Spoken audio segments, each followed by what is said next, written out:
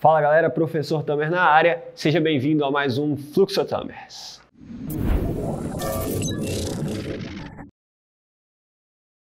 Nesse fluxograma de hoje eu não quero criar um arquétipo de um paciente de uma doença, até porque nós não vamos falar de uma doença específica, mas sim de uma queixa, uma das principais queixas no ambiente de pronto-socorro e pronto-atendimento, que é a cefaleia.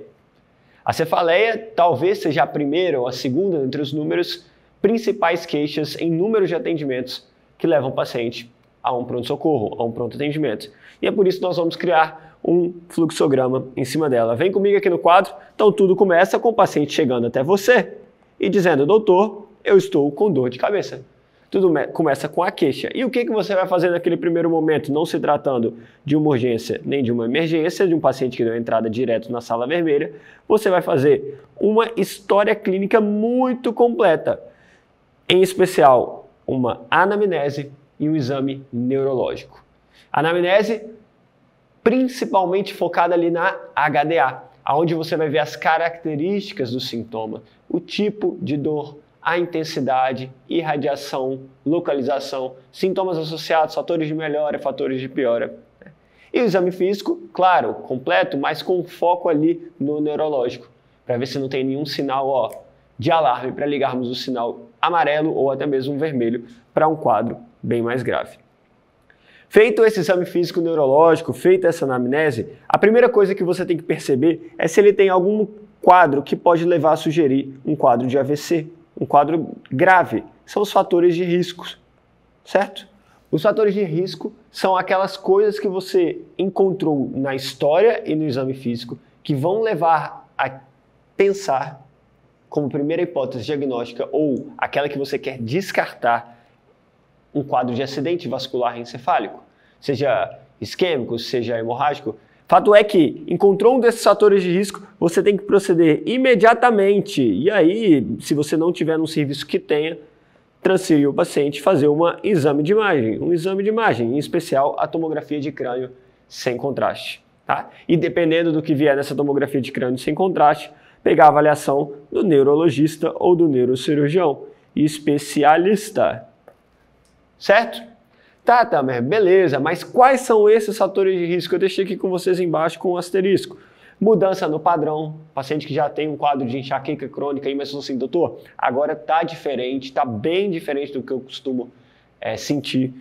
Cefaleia nova, o paciente nunca sentiu nada, né? Ou é uma criança, ou é um adulto mais velho, um quadro novo, certo? Um início súbito, e aí para diferenciar também de thunderclap, com o início atinge o pico em menos de 1 minuto, pensando em hemorragia subaracnoide ali, mas um início súbito, que em questão de poucos minutos chegou no seu ápice. A alteração neurológica, perda de movimento, sensibilidade, visão, equilíbrio, né? A gente vai fazer um fluxograma sobre vertigem, tá bom? Idade maior que 50 anos, aumenta o risco para uma cefaleia secundária, por uma neoplasia, por exemplo. Sintomas sistêmicos, febre, meningismo, certo? Que a gente pode pensar, por exemplo, num quadro de meningite, meningococcemia, tá bom? Início ao esforço físico, piora ao decúbito dorsal, certo? E despertares noturnos. Todos esses são fatores de risco que vão me levar a pensar em uma possível causa de cefaleia secundária, certo? Uma neoplasia, um AVC, alguma coisa do tipo, uma meningite, e eu preciso investigar com exames de imagem e ir ao especialista.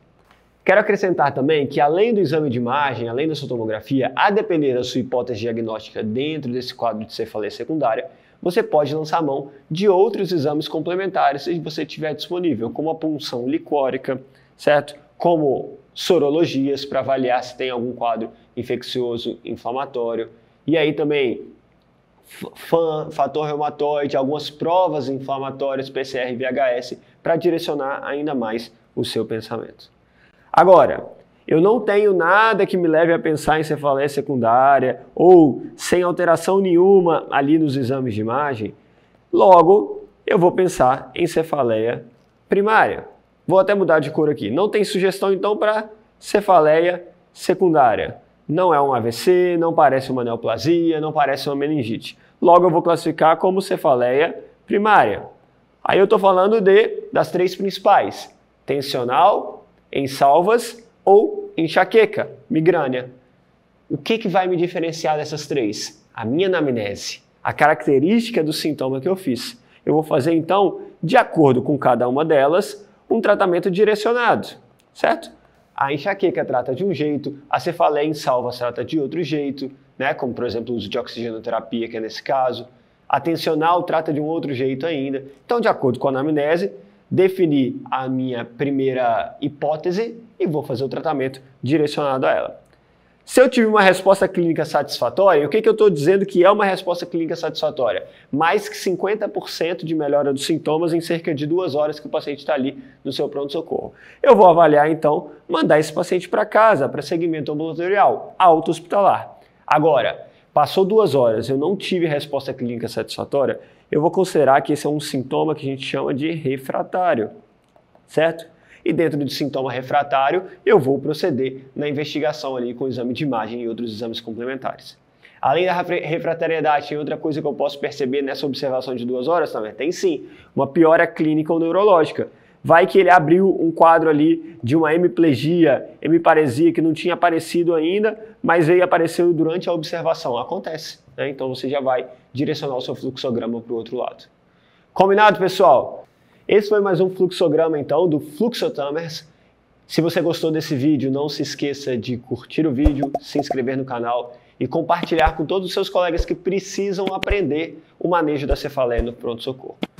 Então, mais um fluxograma na área. A gente se vê no próximo vídeo. Até a próxima!